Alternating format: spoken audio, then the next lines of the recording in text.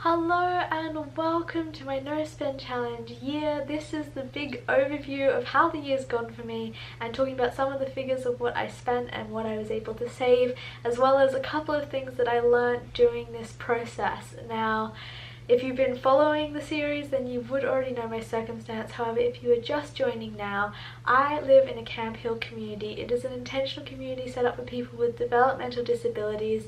I study here, volunteer here, work here. Just my whole life is this community at the moment, and yeah, the way it kind of works is they cover your food and a place to sleep, as well as like electricity and internet and yeah, all the basic living things, as well as health insurance. And they also cover my schooling portion, or like the costs of my educational studies that are to do with the work that I do here. Yeah, and then they have all that covered, and then they also give you $174 every month as a little stipend for any extra costs you might have. So all the basics are covered, but if you are needing more clothes or cosmetics, or you wanted to eat out on your day off, or I know, save up a bit of extra money for your vacation, then that is up to your discretion. That's that little bit of money. But at the same time as giving you $174 every month, they also put aside $82 for your vacation. So when it comes to your vacation, you will have money, because for some people who aren't so good at saving saving any money of the $174, they make sure that you will have vacation money so you can have a vacation. So all up, if you add that all together, as well as I think they give you an extra $100 at Thanksgiving, or $150. So if you add that all together, the grand total for a year of being here that I could make in terms of money would be $3,222. But of course I did spend money, even though I'm doing a no spend challenge year. I still spent, and so I wasn't able to save all that money, but I was able to save more than half of it.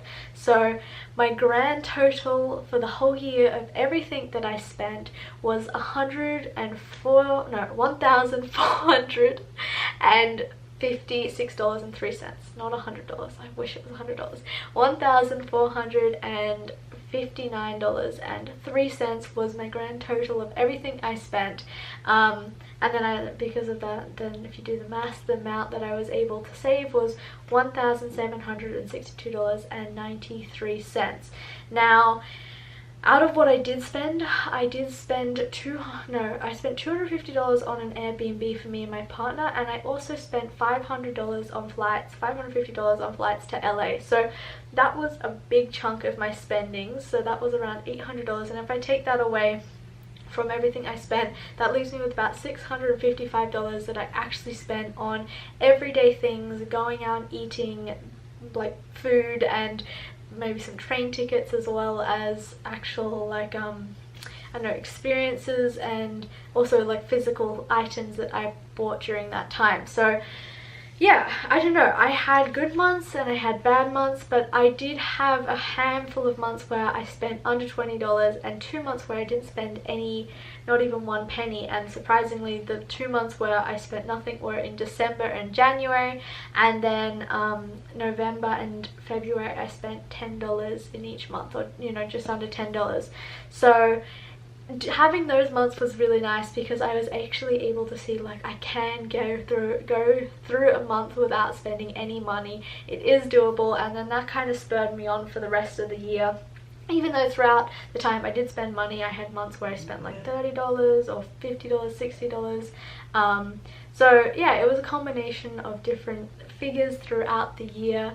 And yeah, I don't know, I really enjoyed the experience. I decided to break down all my spendings into 3 categories. So food, things, and expenses. And if I like add all the money I spent on food and stuff like that, so I spent $363.38 on food for the whole year, and on things I spent $248.45 on physical things. And then for experiences, which is where I also put my Airbnb and my flights into as a category, I spent $848.20.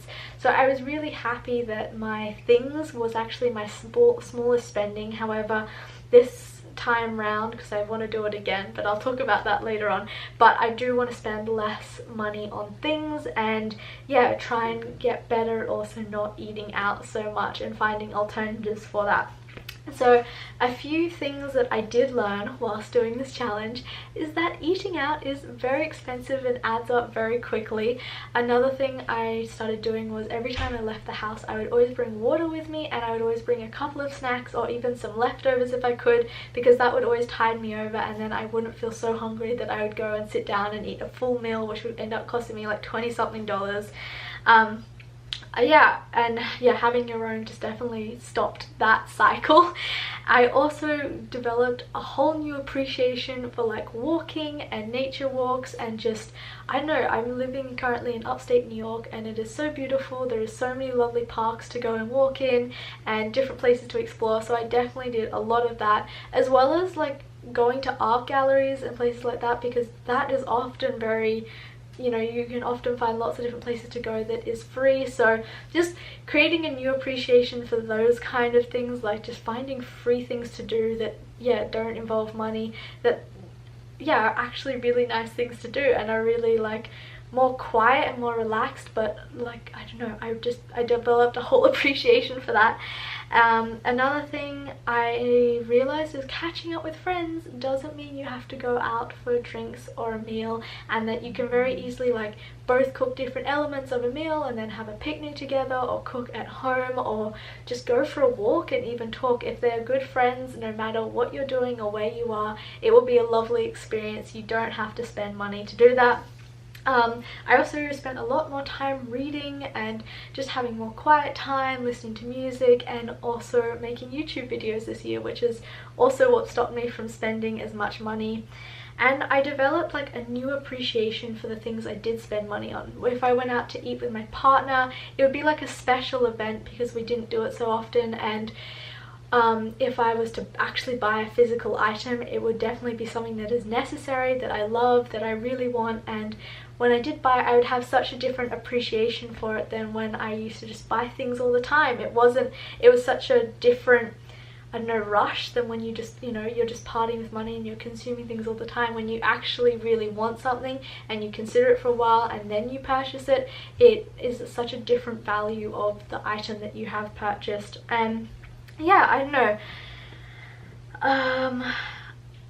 Oh, and yeah, having the months where I didn't spend any money at all was really motivating, because I still had a really good time during those months. So that is what kept me going. And I think I've kind of just talked about all the things I wanted to talk about. So if you have any questions, thoughts, ideas, let me know in the comments. We can talk about it more. And I will be doing this challenge again, but I will talk about that maybe at the end of September. Yeah, so I hope you're having a wonderful day. Thank you so much for watching. Bye!